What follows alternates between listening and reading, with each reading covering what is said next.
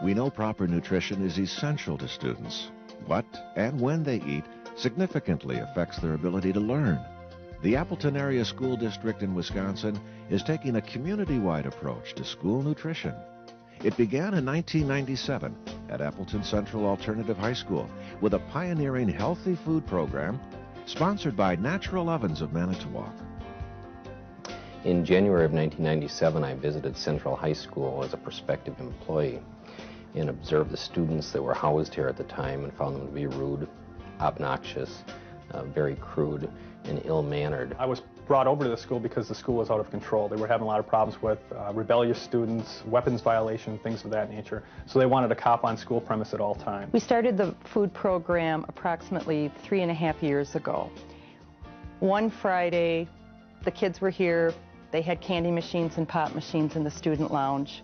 The following Monday, they came to school and they were greeted by water coolers and healthy bagels and energy drink for breakfast. Since we started the program, the Nutrition, the Natural Ovens program, with the complete diet, the balanced diet, I have seen a total change in the students and the environment within the school. It's amazing. Now that I actually have a job here, I was hesitant once again to start and found that the atmosphere is entirely different. The students are calm, they're well behaved. I don't have to deal with the daily discipline issues, out and out disciplining of students. That just isn't an issue here. Every year we are required to file a state report. On the state report, they include information regarding the number of dropouts, expulsions, drugs, weapons, suicides.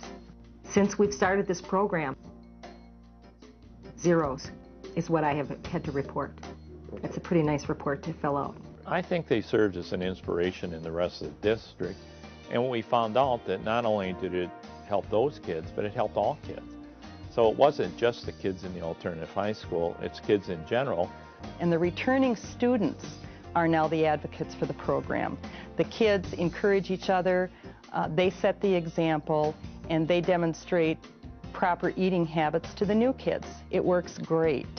But when I have kids asking me, hey Dan, how much do you work out a week? What do you do here? What do you eat? Is this what you eat all the time? And it's almost like now the kids are interested. Well, physically I couldn't be able to run long distance. I couldn't be able to do flips or sports or work out is to my ability if I wasn't eating right. When I first came here, I really liked the food. It tastes good. It's hot, it's fresh. There's no preservatives in it. There's no too much seasoning, anything like that. It just helped a lot to have some people that put that much time and effort into your food. Students, teachers, and staff all notice students' improved attitude. From a social work standpoint, I think it's made my job easier because we don't have the angry outbursts that we're dealing with, so instead we get to deal with the real issues that are underlying and causing some of the problems and the concerns in our kids' lives. And I think it's easier to talk to kids today than it was a few years ago before we started the program, before the kids were getting the basic nutrition in their diet. It's the education process that they're receiving, they're feeling worthwhile about themselves over here, or it's the food that they're receiving, or it's a combination of all three. I like the all three put together because their kids are a lot more productive than they've ever been in their lives. Now that I concentrate, I think it is easier to get along with people because now I'm paying attention to what they have to say and just not worrying about what I need to say to them. Our biggest problems right now at this school are parking in the parking lot and student tardiness.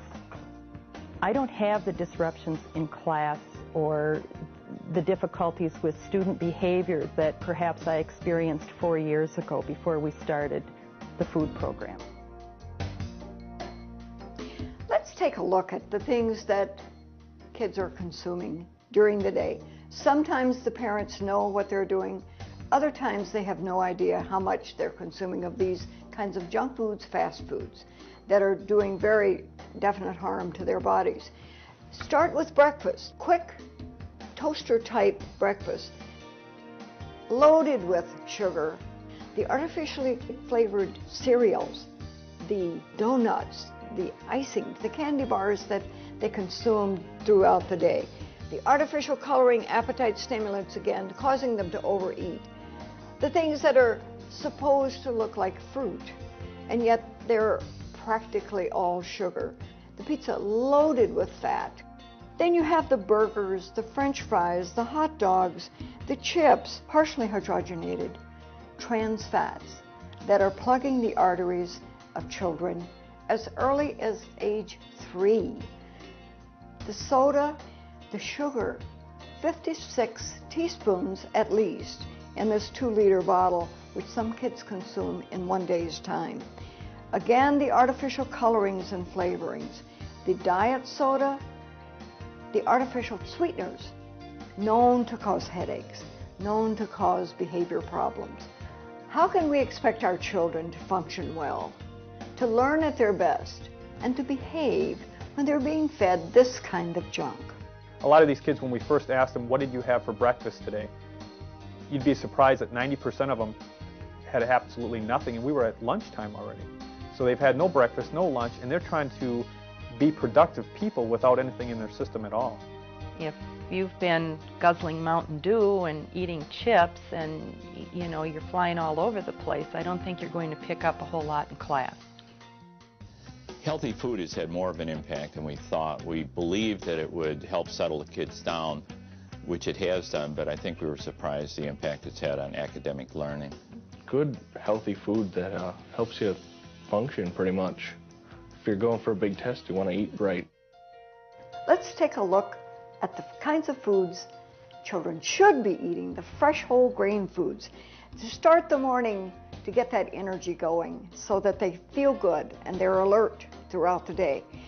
Whole grain cereals, nice good proteins, fresh fruit, the whole grain breads, whole grain muffins, bagels, great granola bars, the wonderful omega-3 that gets the brain going for the whole day, keeps sustained energy. For lunch, let's keep them going with the fresh whole foods, the salads, the wonderful combinations of the leafy greens, the vegetables, the good soups that make them feel so good. See the vibrance, the liveness of the foods, the juice, real 100% juice, the real thing, water, at least 8 glasses of water a day to keep the brain functioning. If the brain is made of 85% water and it's down 2%, the kids can't think, they can't respond properly. Add to this the exercise, and you have a bright, lively, energetic, well-behaved child. We all know that children can only perform their best, learn their best, and behave their best when they're well nourished. These are the kinds of foods your child should be consuming. Personally, I think I've been able to demand more academically from my students over the last few years than I could when we first opened the school without the nutrition program. I use all of the minutes in the class period for instruction. At Appleton Central, they led the way on more water, healthier food, healthier eating, and then when we put the Johnston Elementary School, where there was better eating coupled with exercise, we pretty much approached it from the oldest students and the youngest. Education for Healthy Kids was born out of a concern for the smoking tobacco and those type of issues, and so they said if we started early in kindergarten 1, 2, could we make a difference and a change in some of the behaviors for the students. Then the nutrition committee was formed for the district, all the facts and information. We wanted to make sure that when we developed a district-wide nutrition policy, that it was based on sound principles, that it was based on practices, that it was based on research. We also incorporate into the classrooms information on wellness, information on nutrition, those types of things, so they are blended right into the core curriculums. They love doing lessons like this. They love comparing the cereals that they eat. I have a daughter, Courtney, who's in kindergarten here. It's a partnership with the school. And you reinforce these habits at home, they're being reinforced at school. And your child is starting from a very early age, learning the impacts of this is what it takes to be a healthy kid. We saw our fitness scores skyrocket Most of our kids, even to this day, are well above the 85th percentile in physical fitness scores, which is exceptional. And the enthusiasm that the Appleton Alternative High School staff has for healthier eating enabled us to convince the middle school, with the elementary students from Johnston going to Madison, that your kids are going to be more alert and your teaching job is going to be a lot easier. We had a couple initiative goings with the Natural Ovens of Manitowoc and the Education for Healthy Kids program, the changes in the middle school, that we had a lot of things going that were making differences in students' lives. And when the kids actually left elementary and then went to the middle school, they wanted to see a change in that environment. The time had come to take it seriously and to extend respect to the students and to ourselves and take some action on good health.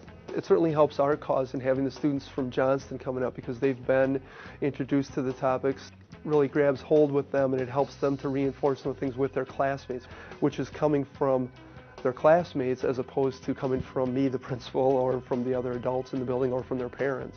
I do notice that when I give the instructions in Spanish, they are listening. I have the eye contact. They're paying attention. They look more alert. The nutrition fair that we're doing today was actually done for the first time 3 years ago. And the concept was to expose students to a number of healthy choices that are available to them right in their community, to reinforce the concept that they have choices they can make.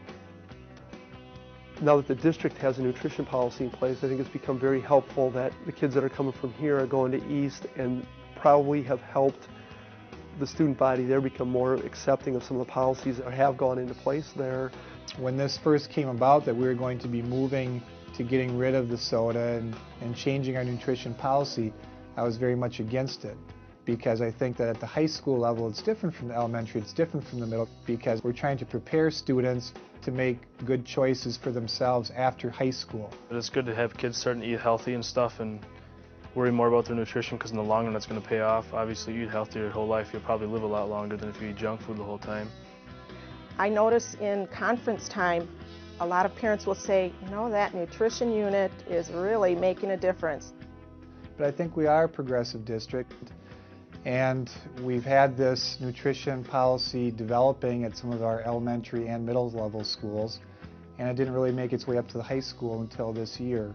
That really came about because of some specific parents that saw a need for us to do something about our nutrition policy.